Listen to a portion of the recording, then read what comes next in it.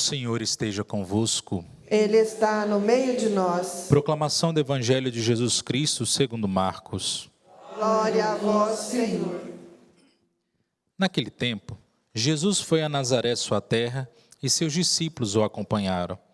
Quando chegou o sábado, começou a ensinar na sinagoga. Muitos que o escutavam ficavam admirados e diziam: de onde ele recebeu tudo isso? Como conseguiu tanta sabedoria? E esses grandes milagres que são realizados por suas mãos? Este homem não é o carpinteiro, filho de Maria e irmão de Tiago, de José, de Judas e de Simão? Suas irmãs não moram aqui conosco? E ficaram escandalizados por causa dele. Jesus lhes dizia: um profeta só não é estimado em sua pátria, entre seus parentes e familiares. E ali não pôde fazer milagre algum. Apenas curou alguns doentes, impondo-lhe as mãos, e admirou-se com a falta de fé deles. Jesus percorria os povoados das redondezas, ensinando. Palavra da salvação. Glória a vós, Senhor.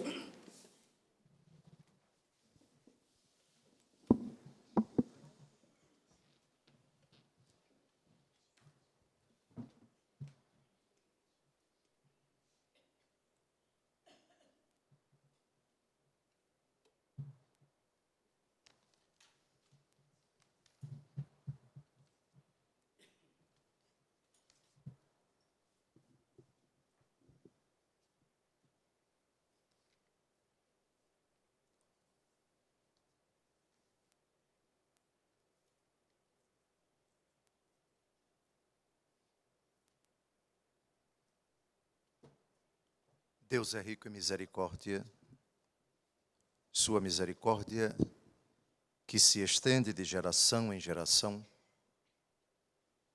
é a grande característica de Deus. Na verdade, Deus é amor, diz a primeira carta de São João, capítulo 4, versículo 8. E essa palavra, tão pequena morfologicamente e tão abismal metafisicamente, porque ela é a síntese desse mistério que ultrapassa a nossa razão, encanta o nosso coração, Deus Todo-Poderoso na imensidão de sua glória, do seu poder e da sua majestade. Quem pode conhecer os pensamentos do Senhor?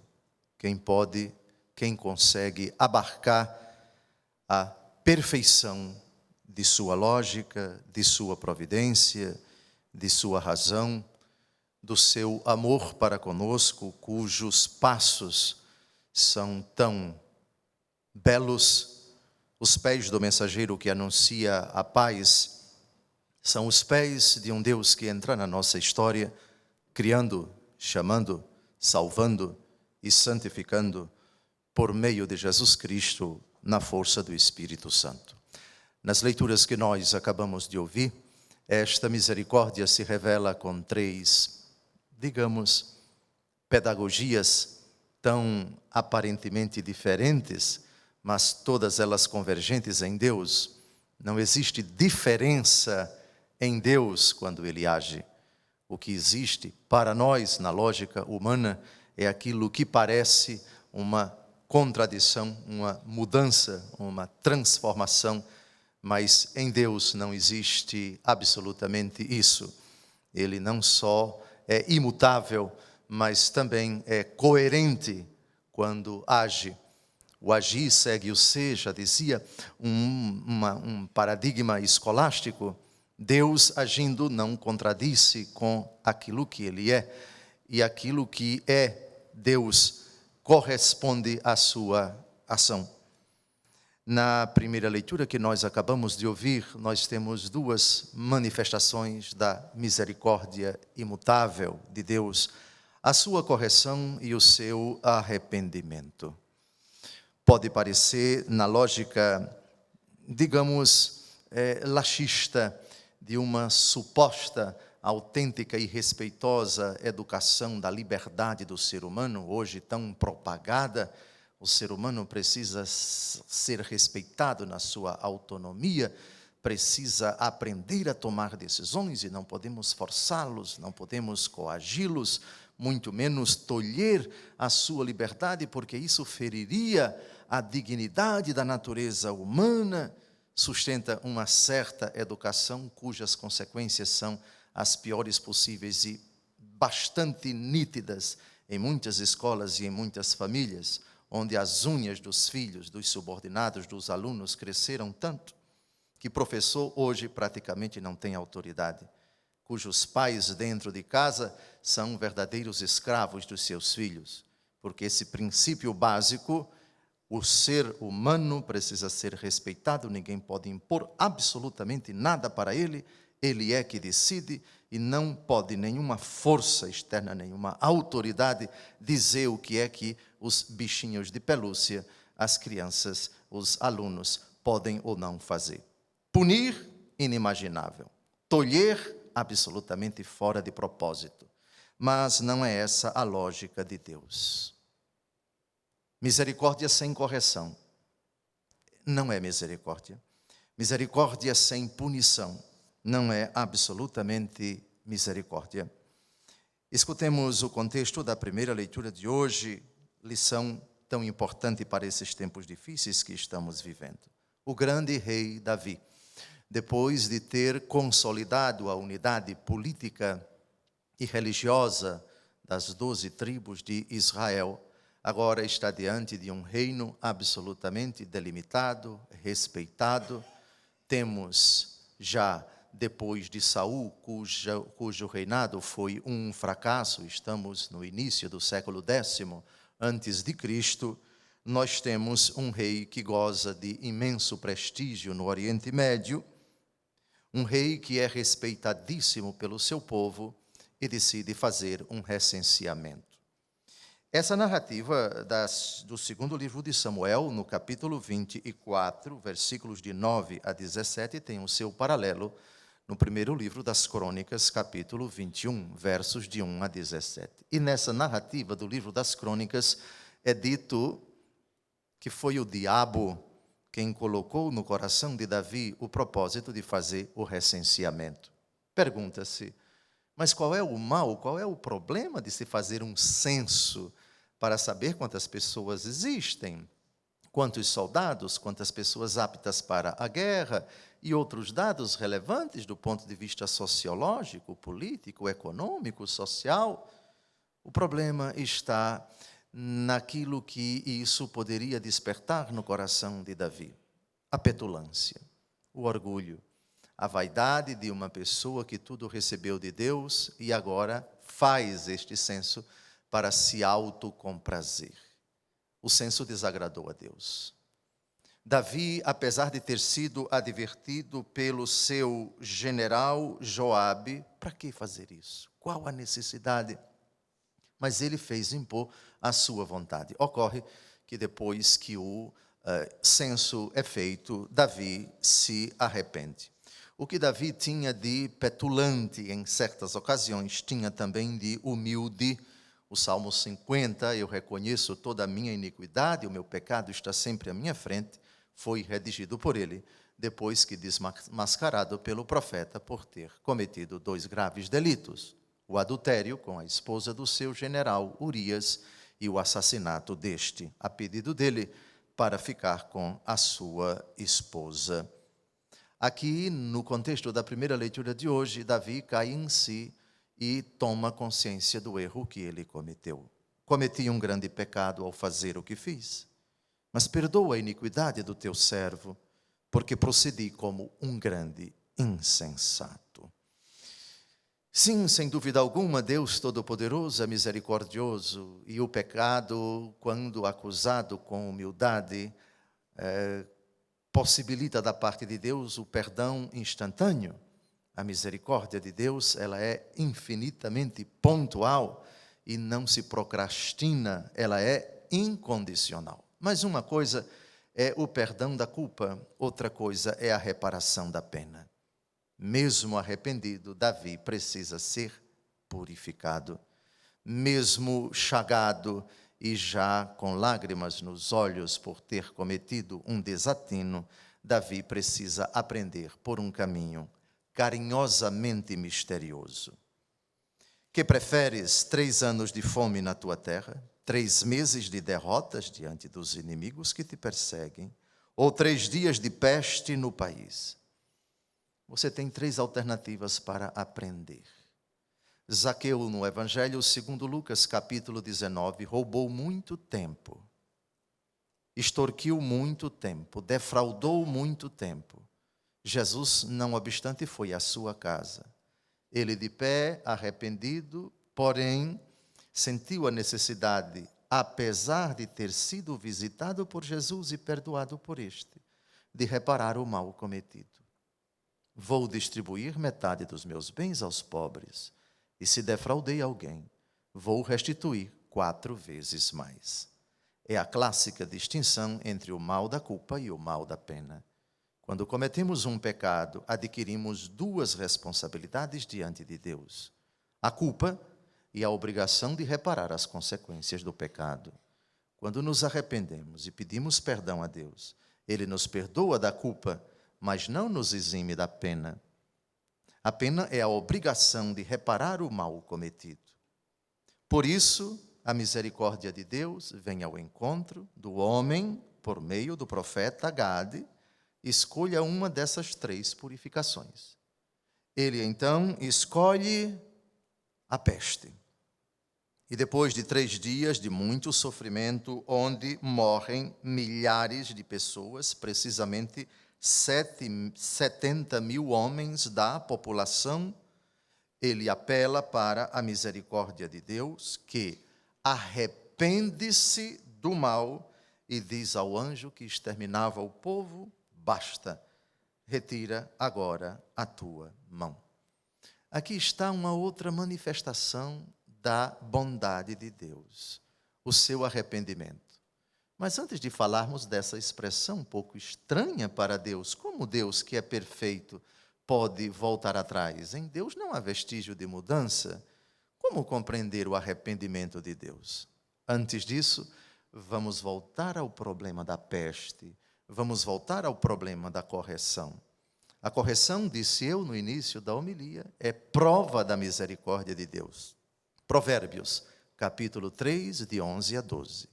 Meu filho, não desprezes a correção do Senhor, nem te espantes de que ele te repreenda, porque o Senhor castiga a quem ele ama e pune o filho a quem muito estima. Uma educação que não comporta a possibilidade de punição está cometendo uma grave irresponsabilidade. Educação sem limites pode ser tudo, menos misericórdia. Provérbios, capítulo 6, versículo 23. O preceito é uma tocha, o ensinamento é uma luz, a correção e a disciplina são o caminho da vida. Mas isso no Antigo Testamento. Mas o Novo Testamento, na carta aos Hebreus, reitera este mesmo postulado. Hebreus 12, de 7 a 11. Estais sendo provados para a vossa correção. É Deus que vos trata como filhos. Ora, qual é o filho a quem o pai não corrige? Mas se permanecesseis sem a correção que é comum a todos, seríeis bastardos e não filhos legítimos. Aliás, temos na terra nossos pais que nos corrigem, e, no entanto, os olhamos com respeito. Com quanto mais razão nos havemos de submeter ao Pai de nossas almas, o qual nos dará a vida. Os primeiros nos educaram para pouco tempo, segundo a sua própria conveniência, ao passo que este o faz para o nosso bem, para nos comunicar sua santidade. É verdade que toda correção parece, de momento, antes motivo de pesar que de alegria. Mais tarde, porém, granjeia aos que por ela se exercitaram o melhor fruto de justiça e de paz. Portanto, o moleque irresponsável que comete desatino diante de Deus e se arrepende e humildemente pede a Deus perdão, resolve um problema quando Deus o perdoa. Parte do problema.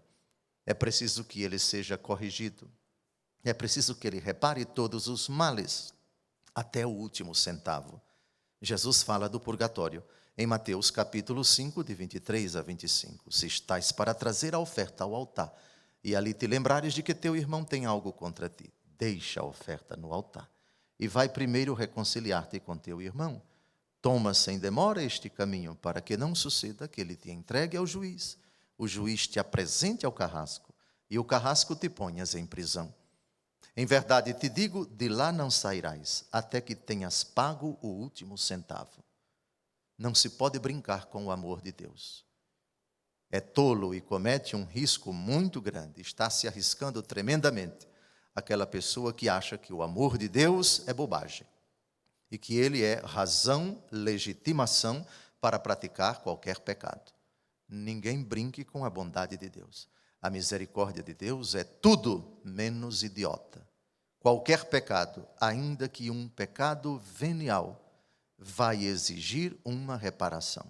De lá não sairás, até que tenhas pago o último centavo.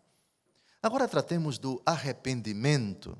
Como Deus pode se arrepender? Cito aqui precisamente o versículo 16 de 2 Samuel, capítulo 24.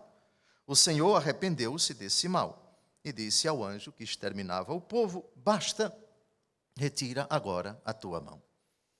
Deus não pode em absoluto se arrepender. 1 Samuel, capítulo 15, versículo 29. Aquele que é a verdade de Israel não mente, nem se arrepende, pois não é homem para se arrepender. Malaquias, capítulo 3, versículo 6. Eu sou o Senhor e não mudo. E para completar, Tiago, capítulo 1, versículo 17. Toda dádiva boa, todo dom perfeito vem de cima, descem do Pai das luzes, no qual não há mudança, nem mesmo aparência de instabilidade. Pois bem, se é assim, então por que a Bíblia diz que Deus se arrepende? É um antropomorfismo que tem um significado bem explicado pelo grande bispo e doutor da Igreja, Santo Agostinho, na sua magnífica obra, A Cidade de Deus, capítulo 24, parágrafo 11. Vejam a explicação que ele dá para a expressão "e Deus se arrependeu". Diz ele, aspas, é certo que se diz que Deus altera seus desígnios. Em linguagem metafórica, a Escritura chega mesmo a dizer que Deus se arrependeu. Mas isto disse em atenção ao que o homem espera ou em atenção ao que comporta a ordem natural das coisas, e não em atenção ao que o Onipotente previu que havia de fazer. Explicando mais ainda, Deus é eterno e já sabe de tudo aquilo que vai acontecer, antes que as coisas e as pessoas venham à existência ou ocorram. Mas, como Ele nos ama, às vezes nos adverte a respeito da possibilidade de acontecer alguma coisa como consequência do nosso pecado. Quando a mãe diz para o filho preguiçoso: se você não estudar, você vai ser reprovado e eu vou punir você. Vou privar você de um bocado de coisa. Até que ele compreende isto e antes que aconteça, na lógica dele, ele estuda e é aprovado. A ameaça da mãe não se concretiza. Com Deus é um pouco diferente. Deus já sabe que aquele castigo não vai se realizar. Mas precisamente anuncia a possibilidade de que ele aconteça como consequência do pecado, para que o homem não mais peque ou não chegue a pecar. Assim, a Bíblia, para que nós compreendamos essa lógica que envolve a eternidade com a temporalidade, utiliza um verbo muito conhecido nosso: Deus se arrependeu. Traduzindo, Deus não deu vazão à sua ira, que poderia se manifestar se o homem cometesse o pecado. No caso dos 3 dias de peste, o Deus se arrependeu não significa dizer que ele voltou atrás, mas exatamente o que ele disse para o anjo: basta, retira agora a tua mão. Ou seja, a correção já chegou a uma proporção que eu considero justa. É hora de cessar a purificação de Davi que diz: fui eu que pequei, eu é que tenho a culpa, mas estes que são como ovelhas, o que fizeram? Perdoai-me, Senhor, o meu pecado, diz o autor do Salmo 31, que nós acabamos de ouvir. Eu confessei meu pecado, minha falta vos fiz conhecer, e perdoaste, Senhor, a minha falta. Quando Deus cessa de purificar, de corrigir, de santificar a pessoa, como o processo necessário da misericórdia, que é extremamente exigente, a Bíblia utiliza para esta pedagogia: Deus se arrependeu. Entenda-se, Deus cessou de continuar a purificar o homem, porque considerou que chegou o momento de cessar esta sua correção. No Evangelho, nosso Senhor Jesus Cristo se revela impotente. E aqui está uma das manifestações mais bonitas da onipotência de Deus: a sua impotência. Eu não errei, não estou errando. Eu estou dizendo que Deus, por ser misericordiosamente onipotente, uma das manifestações mais bonitas dessa onipotência é sua impotência. Diante da dureza do coração dos membros dos seus conterrâneos de Nazaré, Jesus não pôde fazer milagre algum diante da sua incredulidade e admirou-se com a falta de fé deles. Há uma diferença muito grande no poder de Deus. Uma é o poder de Deus em si, a outra coisa é o exercício dele. Deus sempre foi e sempre será todo-poderoso. Todavia, o exercício do seu poder sempre se manifesta para nós, para que nós glorifiquemos a Ele, para que nós nos convertamos, para que nós, contemplando os seus milagres, arrependamo-nos e nos voltemos para Ele. Porém, quando fechados com o coração duro, nos recusamos a aceitar tanto os milagres quanto glorificar o autor dos milagres, Deus considera que não é oportuno, que não é prudente, que não é producente realizar milagres. Por isso Deus aceita ser impotente, aceita não fazer nada, aceita reconhecer-se incapaz. São dois os textos, o do Evangelho de hoje e João capítulo 5, versículo 30. Jesus diz: de mim mesmo eu não posso fazer coisa alguma. Reparem, Jesus que é Deus, Jesus o onipotente. Eu não posso fazer coisa alguma. Julgo como ouço, e meu julgamento é justo porque não busco minha vontade, mas a vontade daquele que me enviou. É o que vai acontecer no dia do juízo. Quem morrer em pecado mortal, Jesus vai nos julgar de forma imparcial. E não há pedido de jeitinho brasileiro. Não há possibilidade de dizer: mas dê-me uma nova chance. Veja, ajeite aí, me encaixe aí de qualquer maneira, pelo menos no purgatório, porque eu quero entrar no céu. Eu apelo para a sua misericórdia. A misericórdia de Deus é imparcial. A misericórdia de Deus é impotente diante da nossa decisão de nos afastarmos de Deus e de permanecermos no pecado. Adora hoje Jesus Todo-Poderoso, que não pode nada. Por favor, Jesus é todo-poderoso, mas diante da nossa liberdade, quando queremos permanecer no mal, Ele é impotente. João 5,30, de mim mesmo não posso fazer coisa alguma, julgo como ouço. Está aí sua vida. Estão aí os seus pecados. E aqui estão as minhas chagas, que provam que tudo o que eu tinha para fazer por você, para salvá-lo, eu fiz. Nada que faltasse a minha misericórdia para manifestar o meu amor por você deixou de ser feito.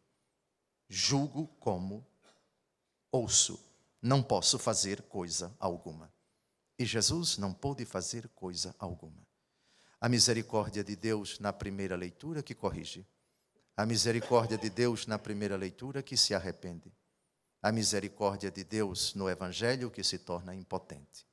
Não brinque com a misericórdia de Deus. Não blasfeme contra ela quando você for corrigido. Também não pense que quando Deus se arrepende, ou seja, quando as provações da vida param tudo volta a ser uma grande tranquilidade, que essa tranquilidade é indício de que a misericórdia de Deus está desatenta. Se nesta condição de serenidade, de alegria, de paz, você abusar da sua liberdade, brincar com o momento presente, não usar da forma devida os dons e os talentos que Deus lhe deu, lembre-se, Deus se tornará impotente até o dia do seu juízo. Mas é precisamente quando Deus não pode nada que Ele pode tudo. Quando sou fraco, então é que sou forte. Glorifica a misericórdia de Deus tão fraca. Olhe para a cruz. Mas ao mesmo tempo ali está a força de Deus. E uma força que eu desejaria que você nunca esquecesse, que ela assustasse você. Ela nunca assustou Santa Águeda, que mesmo com os seios arrancados, diante da fúria do procônsul Quinciano, preferiu a morte. Conservou até o fim o santo temor. Não temais aqueles que matam o corpo, mas não podem matar a alma. Temei antes aquele que tem o poder de precipitar o corpo e a alma no fogo da geena. Mateus capítulo 10, de 28 a 31. Que Santa Águeda no céu nos ajude a glorificar sempre o Senhor e a viver nesta aventura terrena tão breve, glorificando a misericórdia que corrige, a misericórdia que se arrepende e a misericórdia impotente. Louvado seja nosso Senhor Jesus Cristo. Para sempre seja louvado.